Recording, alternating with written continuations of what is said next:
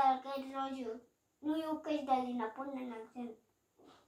మా డాడీ వచ్చి పిలుచుకొని పోయినప్పుడే ఒకరోజు అప్పుడు నాకు నొప్పినే ఉన్నాయి. మా టీచర్ కూడా నీ పేరునే చెప్పారు. నాకు అప్పుడు దానికి తెలుసా,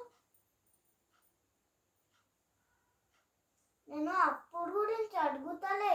నన్ను ఎల్కేజీలోనే ఉన్నప్పుడు, నేను చిన్నపిల్ల నీకనప్పుడు ఎల్కేజీలో ఉన్నప్పుడు నువ్వు యూకేజీలో ఉన్నానేదా చిన్నపిల్లతో. నేను యూకేజీకి వస్తే నువ్వు వచ్చేసినావు. కాదు, నేను యూకేజీ జాయిన్ అయితే ఒక్కరోజు ఎల్కేజీలో ఉన్నా, దాని తర్వాత యూకేజీ జాయిన్ అయిపోయింది. నువ్వు ఒక్క రోజు కూడా ఉన్నావు, ఒక్క రోజునే ఉన్నావు ఎల్కేజీలో తెలుసా.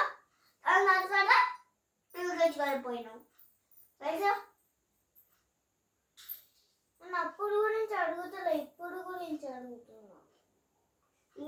అప్పుడు ఎల్కేజీ ఉన్నప్పుడు నేనే ఫస్ట్ ముందుకు వెళ్ళాలి యూకేజీ. అప్పుడు నేను ఎల్కేజీ యూకేజీలో అడుగుతలేదు దాని గురించి, ఫస్ట్ క్లాస్ గురించి అడుగుతున్నా.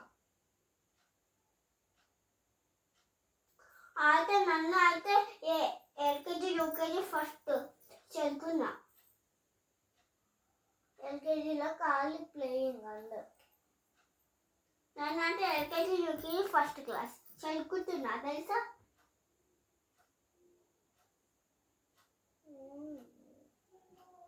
ఎల్కేజీలో అసలు చదివించదు తెలుసా నీకు. చదివిస్తే నాకు చదివించింది కదా, అవెందుకు. నాకైతే వన్ టీచర్ వచ్చినాక